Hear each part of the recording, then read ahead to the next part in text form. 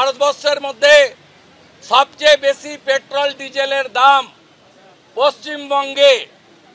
খালা মমতা ব্যানার্জি আমাদেরকে মারছে, আমাদের পকেট কাটছে, আর অন্যদিকে নরেন্দ্র মোদীজি গোটা দেশের মানুষকে তিনি নিত্য প্রয়োজনীয় জিনিস, লাইফ সেভিং ড্রাগ, ব্যক্তিগত জীবন বীমা এবং মেডিকেল স্বাস্থ্য বীমা তাকে জিএসটি মুক্ত করেছে। এই ঐতিহাসিক সিদ্ধান্তের জন্য আমরা পশ্চিমবঙ্গবাসীর পক্ষ থেকে তাকে ধন্যবাদ এবং কৃতজ্ঞতা জ্ঞাপন করে এই অপদার্থ চাকরি চোর মুখ্যমন্ত্রীকে দাবি করব, উত্তরপ্রদেশ বিহারে পেট্রোল ডিজেলের যা দাম আপনার এখানে তার থেকে 10 টাকা বেশি, 12 টাকা বেশি পেট্রোল ডিজেল। দয়া করে স্টেট সেস প্রত্যাহার করুন।